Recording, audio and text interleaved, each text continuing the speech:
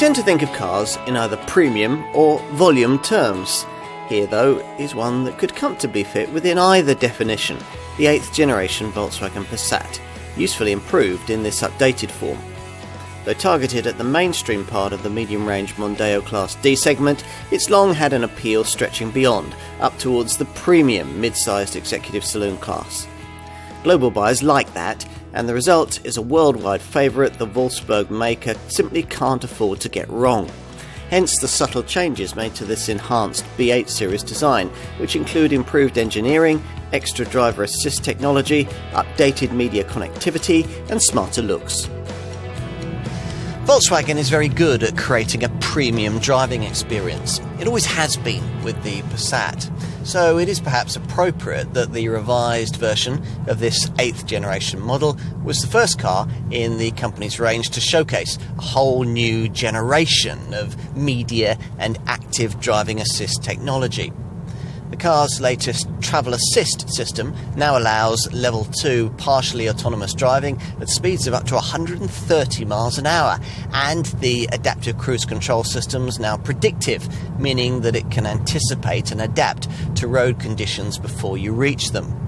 All of which clues you up for what you're in for here, a driving experience that in every way is prioritised towards laid-back comfort, exactly as a typical Passat user would want. Refinement and ride quality are difficult to better in this class, even if you're stretched to a contender with a posh premium badge.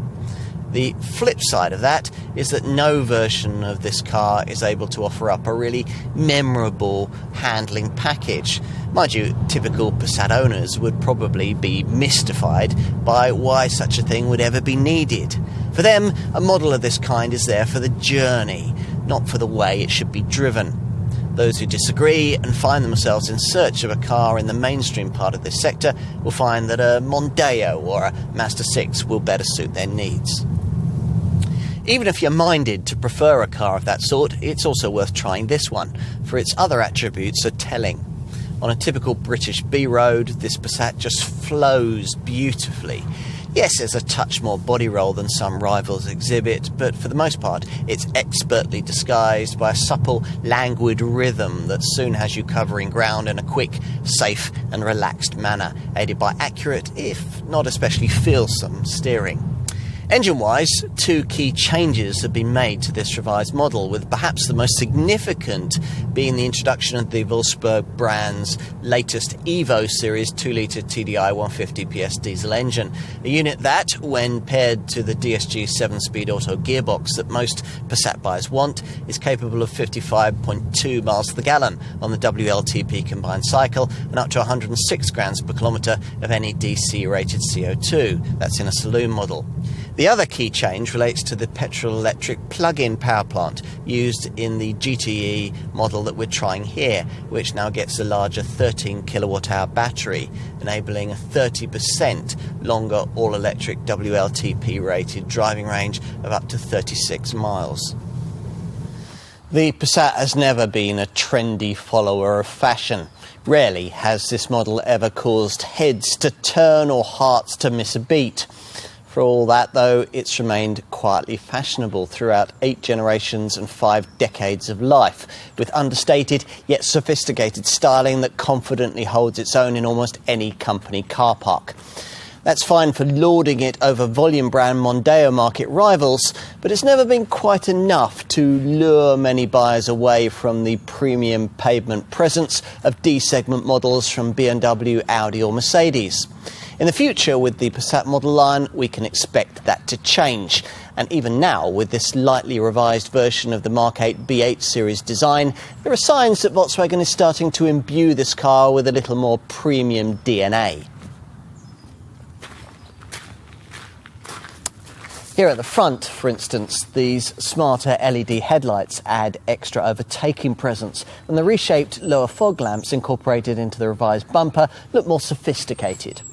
The lightly updated radiator grille exudes a more polished presence too, its purpose being to emphasise the car's width and, with the swept-back windscreen and low bonnet line, create a lower, wider and more expensive look. It's at the rear that this revised version of this 8th generation Passat is most clearly identifiable as an updated model. These restyled LED tail lamps are noticeably different and rather classier than those that featured on the original version of this design. Time to take a seat in the rear.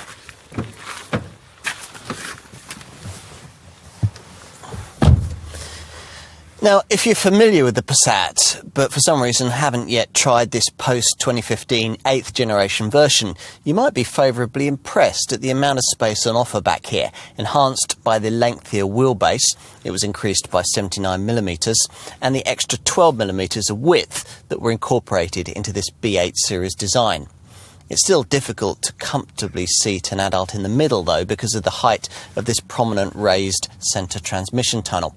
But it's a significantly roomier space than it would be in a premium badge D-segment model, like, for instance, this car's Audi A4 close cousin. Finally, let's take a look out back at luggage space, which with this saloon version means pushing on this boot-mounted Volkswagen badge. Once the boot is open, you'll find that it offers a very decent 586-litre capacity, though bear in mind that this falls to just 402 litres with this GTE plug-in model because of the batteries that must sit beneath the boot floor. Opt for the estate body style that Passat buyers tend to prefer, and you get 650 litres with a conventional engine, or 483 litres if you buy this car in GTE plug-in form. You can fold the rear backrest via these boot roof mounted levers. They only fold in a 60-40 split rather than the more useful 40-20-40 split that you get in a rival BMW 3 Series. But once everything's close to flat, you can potentially increase the boot space of this saloon to as much as 1,152 litres in a conventionally engined model. The estate version is, of course, more spacious still, its boot growing to 1,780 litres in size when the seat backs are retracted with a conventionally engined derivative. For 5 decades, Volkswagen's Passat has been the quality choice in the medium-range Mondeo segment. It's a model that for many bridges the gap between the type of company or family car they might feel they have to drive, something like a Mondeo or an Insignia, and the BMW 3 Series style compact executive saloon they'd really rather have. You'll need to be prepared to pay quite a bit more than you would for an equivalent Mondeo, Insignia or Superb. And if you're not buying the estate, this saloon body style is significantly less versatile than the hatch format that you get with those cars. The kind of sharp handling you get in, say, a Mazda 6 or in the premium badge models in this sector isn't really on the agenda either. But in compensation, there's supple ride quality, excellent refinement, class-leadingly comfortable seats, and brilliant build quality. All the things, in fact, that an aspiring middle management buyer with long distances to travel is likely to prioritise. This is, in every sense, a car that knows its market.